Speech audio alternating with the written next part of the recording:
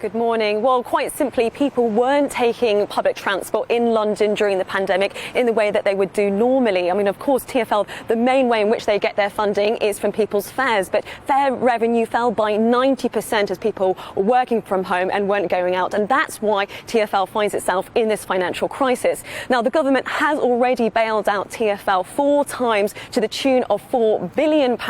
But Mayor for London, Sadiq Khan, says they still need an additional £5 million in order to keep services going. But as of today, that agreement has not yet been reached.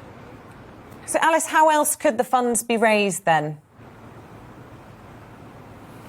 Well, Mayor for London, Sadiq Khan, is looking at a number of different initiatives. So the congestion zone could be expanded. Fares have gone up. They could continue to go up even further. He's also investigating the Greater London boundary charge. That would be a sort of £5 charge for people living in areas such as Croydon to bring their car into London. But that's had major pushback from many Tory MPs because, of course, we've already got the congestion zone charge, ultra-low emission zone charge that came in just a couple of months ago. So to have this as well could mean people could be paying up to £30 to bring their car into London. So that's had some major pushback. But the issue is that the government wants TfL to be self-sustaining. But the question is sort of how do you go about that? I was speaking to the Department for Transport yesterday, and they were saying that they want to work with TfL to make sure they get themselves on a financial footing that is sustainable, but that is crucially done in a way that is fair to UK taxpayers across the country.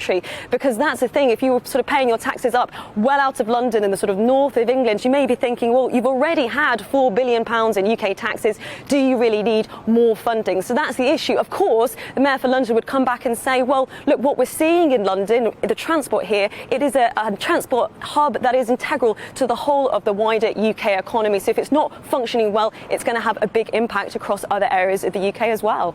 Yeah, but there's grim news from next week, though, isn't there, for TfL? Because they're just not going to get the same revenue. You know, the work from home advisory comes in on Monday, and that means at least a significant number of people are just not going to be getting on the buses and the tubes.